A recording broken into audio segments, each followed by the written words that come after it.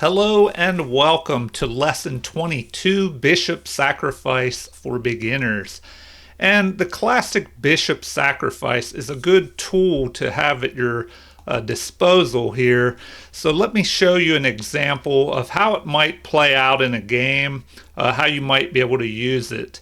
So e4, e6, the French defense. And I've actually been able to use the bishop sacrifice. And when I mention bishop sacrifice, I'm talking about sacrificing your light squared bishop here on h7. And there may be, other variations. Maybe black would be able to sacrifice a dark squared bishop against white. But in this example, I'll show you how white pulls it off. So e4, e6, the French defense, and so d4 is the follow-up, and now we have d5. White has to do something about this pawn that's under attack, so he develops the knight here, and then black continues to put pressure on that pawn. So the pawn steps forward, gaining space, and driving this knight away. So the knight retreats, and then we just continue with development on both sides.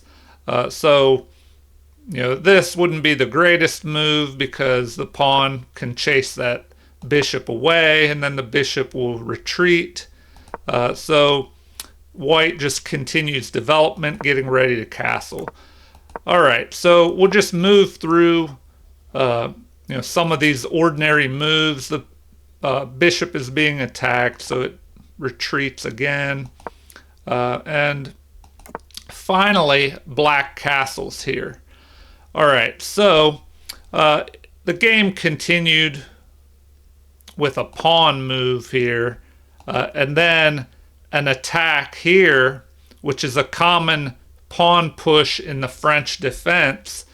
If we look at this position, the pawns are pointing down towards the queen side for black.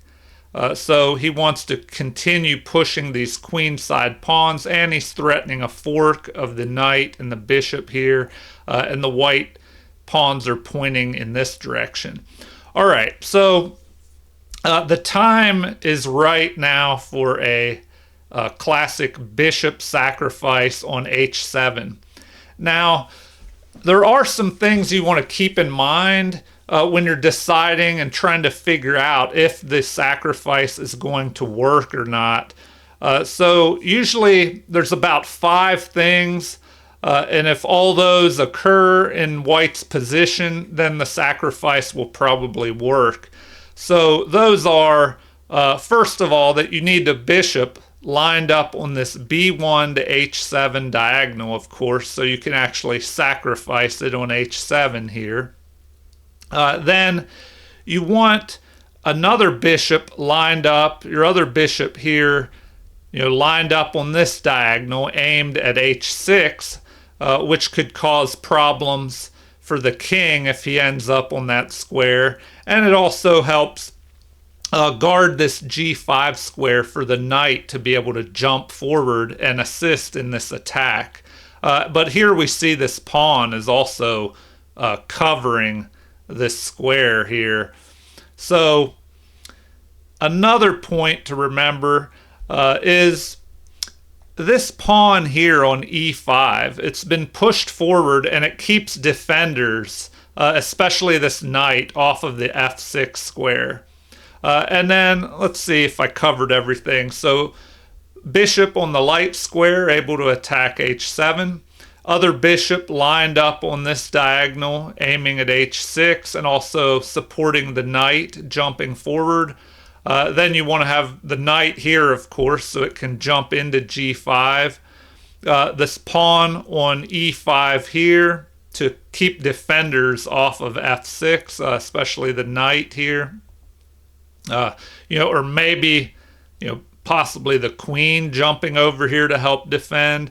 And then you want your queen here on this diagonal where it can jump up here to either g4 or more importantly, h5.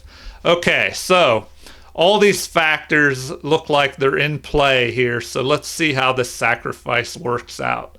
So the next move is to capture the pawn here.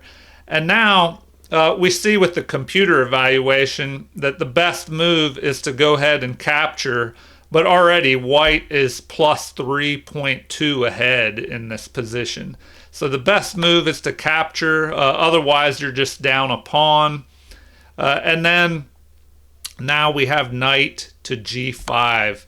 So the follow-up move, jumping the knight up to g5 with check. So now black has a decision to make. What should he do here? He has different options, on where to move his king. And I guess oddly enough, or funny enough, the best move is to just right away give up your queen. And then white would just be ahead in material, and that should be enough material to win the game. So we could take a look at that, queen capture. Let's see here. Queen captures on g5. Well, then it looks like the best move is just to recapture with the bishop here. And at this point, white would be ahead, plus 3. All right, so before we veer off course here, let's go back to this knight to g5 move. And usually your opponent will not want to give up their queen, of course. So the most common move is probably just to retreat back up here. But now we see the follow-up of queen to h5. And so the threat here is, of course, this mate in 1 on h7. So now, what can white do? It looks like his only option here to avoid the mate is to give his king an escape route. Well, I shouldn't say the only option. Once again, the best move to avoid immediate defeat is to capture with the queen, which would put white ahead in material enough to be winning at this point. So I guess we could take a quick look at that again. So capture with the queen, and now instead of bishop capturing, it looks like the pawn capturing is even better. Just capturing with this pawn. And then that could leave a possible route for this rook to jump up here, swing over, and try and line up and deliver attacks up the h-file here. All right, so back to where we were. Queen to h5. Jumps up here, threatening a mate in 1. So normally, once again, your opponent won't want to give up their queen, and they think, oh, well, I'll have an escape route for my king over here on e6.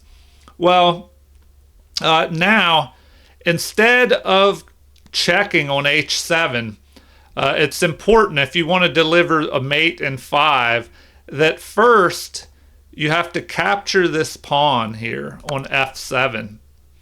And this will allow you to deliver a forced mate. So now the only move possible is to go back here, and then the queen swings back over, and the king is forced to go back. And now you can go to h7 with check, and we'll see why you need to knock that f7 pawn out. So the king is forced to run, and now you can go up here and deliver check, and the only option is for the king to move to e7, and then you have the mate here. And once again, this e pawn, it helps to cut off any defenders, and it keeps the king from trying to run down in this direction in some variations.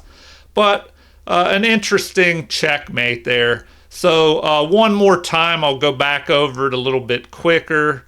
Let's see here from the sacrifice. All right, so we were at this point, and I'll run through it a little bit quicker so you can see it all at once. So sacrifice the bishop, the king captures, you jump your knight up with check, the king retreats, you bring your queen up threatening a mate in 1 on h7, the rook moves to give the king an escape route, and then first you pick off this f7 pawn, and that will allow you later to capture, as we'll see, and trap the king. So check, the king runs. Now when you check and the king goes here, you capture, and that f7 pawn is no longer there, and it's not acting as a shield, and you have an immediate mate here. Otherwise, if that pawn was there, you may possibly have a rook move here to protect this f7 pawn. All right, well, we can go back here once more and just take a quick look at the other options that you might come across. So let's say we have this capture, and then the knight delivers check, but the king does not retreat up here to g8. So it looks like, once again, queen capturing the knight is the best move. King to g8 looks like the second best move. And then king to h6 is the third best move. So we can take a look at that. Now, right away, we see one problem with this. The third best move, which is still +6, a winning advantage, is this maneuver here, to just jump this knight up here, capturing on f7, and I guess you could even capture on e7 here, but you jump the knight away, capturing and attacking the queen, and you deliver a discovered check with this right here, with this bishop lined up. So that's another good reason to have that bishop lined up on this diagonal, and it comes in handy in this classic bishop sacrifice. All right, so that is pretty dangerous. It looks like the computer recommends the best move, though, not even capturing with the knight, but to swing your queen up here to g4. And so, let's see, with this move, what is the best response? So we can try and take a look. So queen to g4, and then it looks like g6 would be the best move for black. Let me see if all right, I have that in here next, so we can take a look at that. Let's see.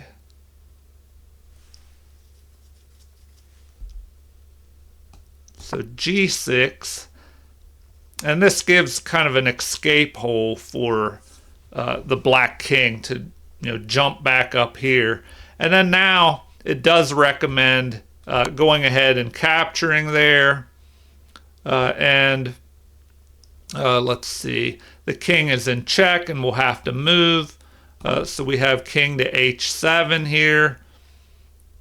And now it recommends h5. So you just push the pawn, and you're threatening a mate here. So let's see. Now, why wouldn't you want to just capture with the rook? So the recommended move is just rook to g8 to avoid this capture here. And then you'll just capture the queen. But let's say you capture the knight, and we can take a look at that. Well, now, instead of capturing here with the queen, even better is this fork with check. And then the king is forced to move. Let's see, either g7 or g8. It doesn't make a difference because your next move is going to be to capture here with check. And then the king captures. And now you have queen to h5 check. So it looks like you're just chasing the king around, and he's wide open. And at this point, you're plus 14. So this is a crushing winning advantage. And material-wise, white is only ahead by, excuse me, the equivalent of one pawn. So you're in check. The best move is king to e7. And now you have queen to h7 check. And let's see. King to f8 appears to be the best move. I mean, why wouldn't you move to e8 and then you could use the knight to block?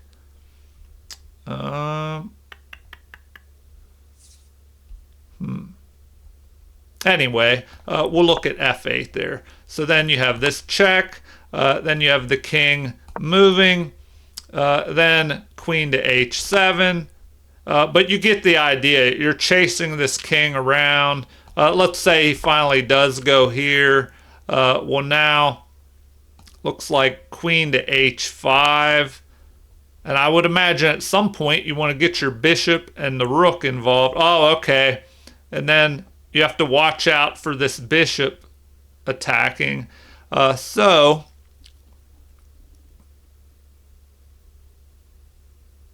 If you go king to e7, the bishop is going to get the queen, with a skewer attacking the king and then picking off the queen. So let's see, king to f8 once again, but now you have queen to h6 being best. And it anyway, you're chasing this king all around, but at some point you're going to be able to bring your bishop up here, start swinging your rooks up into the attack. So I guess we could play this out a little bit further. Recommends king to g8, queen to g6, king to f8.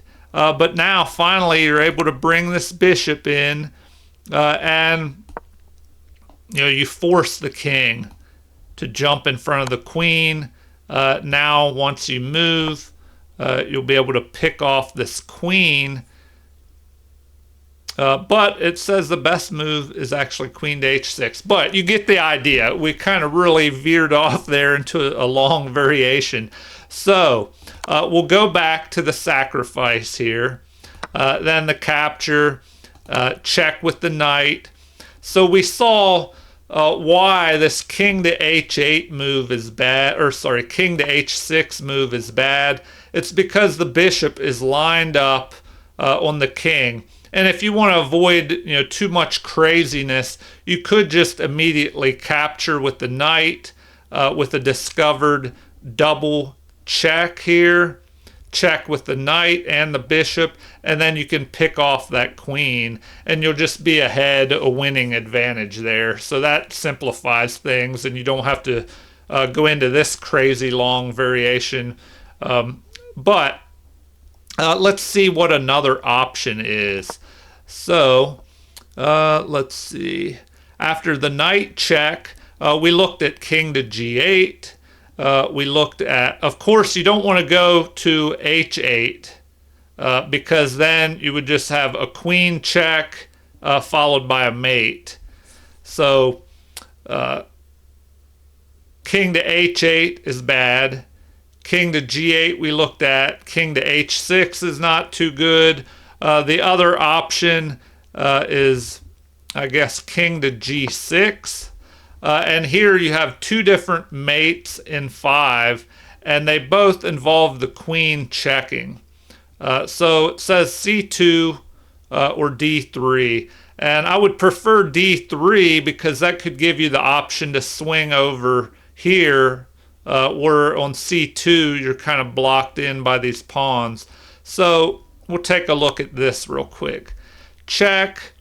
Let's see. It looks like, well, we'll take a look at the first option. You just block here, and then you're going to capture en passant, and the queen checks again. And then the king is going to go down to h5, then g4 check, or queen to h7, which is kind of interesting as well. So queen to h7 would drive the king down to here. Then, let's see, the quickest way to do this is knight to f3.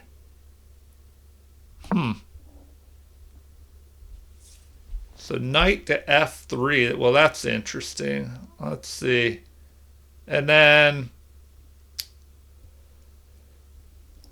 looks like queen to g6 is going to be a checkmate no matter what here. All right. So that gives you some other idea of how you can just start chasing this king. And, you know, you'll have to practice this, maybe set it up on the board, and you could see how these different variations would play out.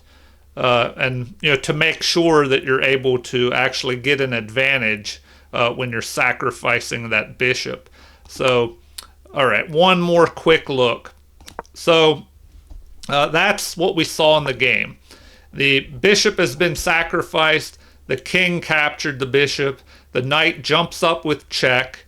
It looks like king to g8 is going to be the more usual response. The best move is just to capture with the queen, but then you're ahead in material.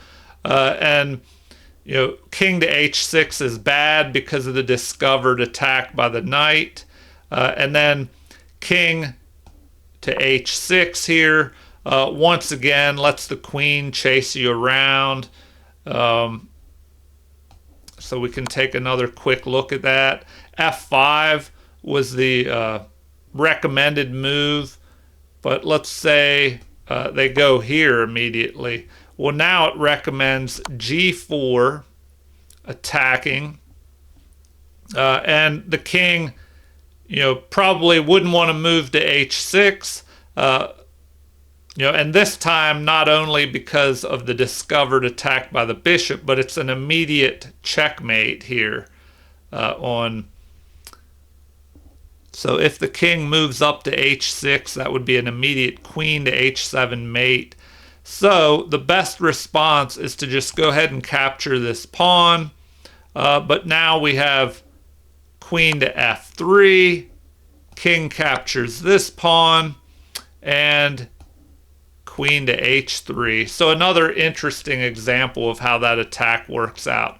All right, so before I end the video, I'm going to show you two quick examples of what to check for that'll kind of tell you that maybe the bishop sacrifice will not work. And this is important as well. So let's see here. Let me look at this other example first. All right, so this is similar to the position we had, but we'll notice in this position we don't have a pawn on e5, and that pawn was very important because if we look at the evaluation, it does not recommend using the bishop sacrifice here, and we'll see why. It's because this knight can defend on f6.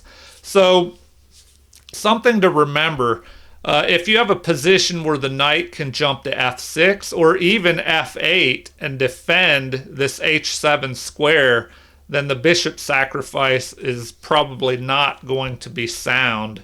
So we'll see what happens here. Bishop captures, and already we see the evaluation is 1.73 in black's favor. And then the king captures, and if we continue, and here it recommends just bishop to g5, but already black is ahead. So if we continue with the attack, the best move is to just jump back up behind your pawns with the king. And now if we continue on with queen to h5, Well, we see that knight to f6 works here because it attacks the queen, and the queen can no longer jump up here to h7 to deliver a mate because the knight is defending that.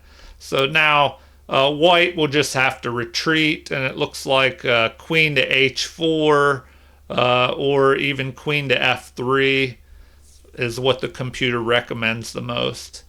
And then the third move is to retreat to e2. But anyway, at this point, black is just ahead by almost 2 pawns worth of material.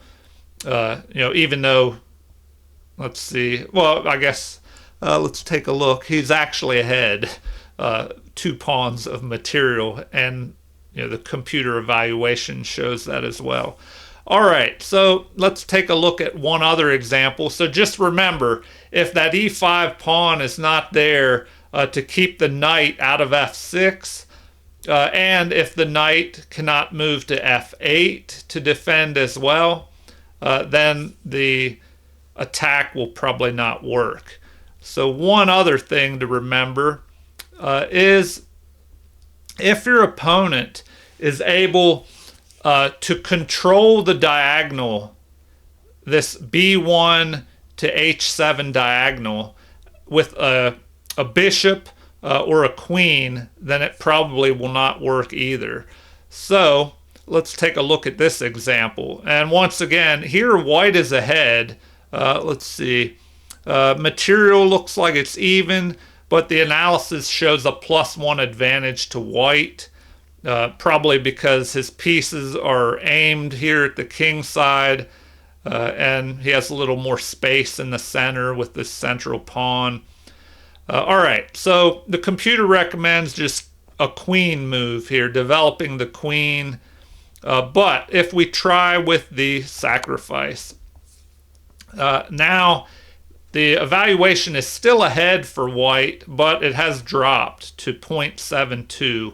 So best move is to capture that material, and then if we follow up with the attack, it looks like best is to just jump back behind the pawns for cover. And here, the best move recommended is queen to c2 here. But if we had the common attack like this, well then the best move is bishop to f5, just taking control of this diagonal and covering the h7 square.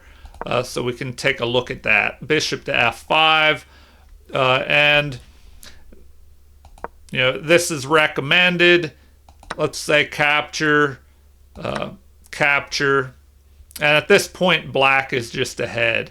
Now this is a threat of swinging over here and trying to deliver a mate on h7, but we have g6 here, attacking the queen and driving that queen back.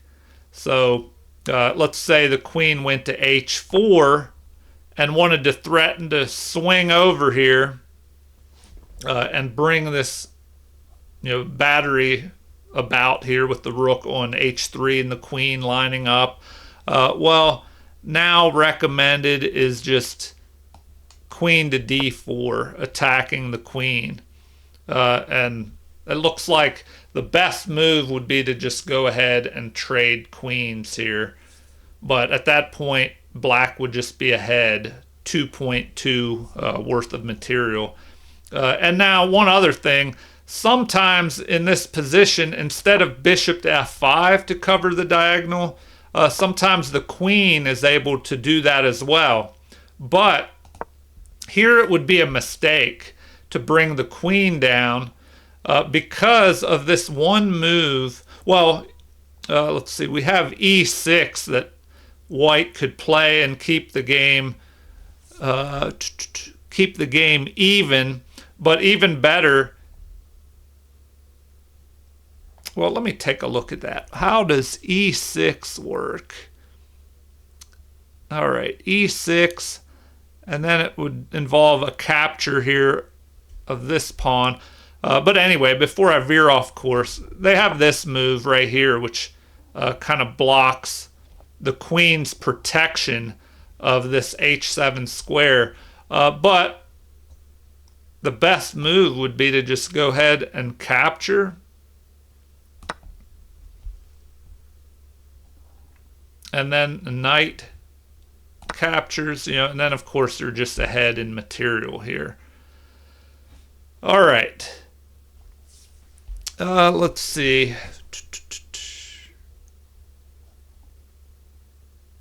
Heck, let me go back and take a look at that. We were saying that the queen to d3 move does not work. Okay, so just remember that. I'll give you a quick recap here. So sometimes if a bishop or a queen can guard this diagonal, it will prevent the attack. So bishop to f5 works, and in this position with the queen, queen to d3 does not work because of this move blocking that diagonal. So if the queen ignored this, let's say, I don't know, just moved back, well, then you also have this threat of swinging over here with the rook and then delivering a mate up here on h8 as well. So it's pretty much forced to attack there unless you deliver a check here with the bishop capturing. But anyway, you see by the evaluation, white is still ahead. White will come out ahead in this position. So just remember that. Sometimes when there's a threat here, just make sure you check that the bishop works, or the queen works, which it did not in this case. All right. Well, that's pretty much it for this recap or this review on how the bishop sacrifice works. So I'll do a quick review back to the original.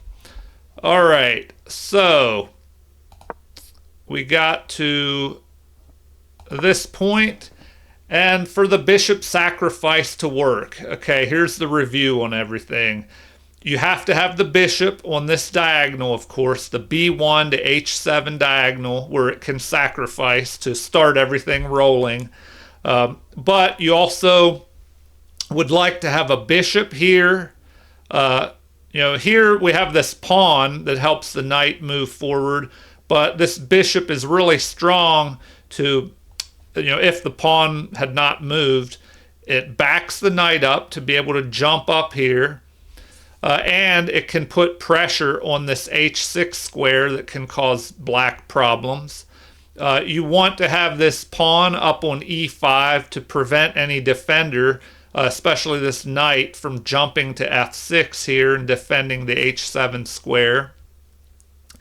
You want the queen to be able to jump up to g4 or h5, ready to jump into the action after this knight jumps to g5. And of course, you want that knight to be able to jump to g5 safely. All right, so you begin the attack. If they accept, if they don't accept, well, let's say they move to h8. Well, then you can just jump up here and protect. I mean, I guess we could take a look at that. They could jump up here, or excuse me, they could move over here. Well, now you're just ahead in material. You can just jump your knight up here. And then if they try and block your bishop in and keep your queen out with this move, well, then it looks like you can just start pushing this pawn up, and try and break apart the defense. Let's see. So knight to f6. Oh, that's interesting. So it's recommending knight to f6 there, which, then you can just start breaking things open. So I guess we could take a quick look at it.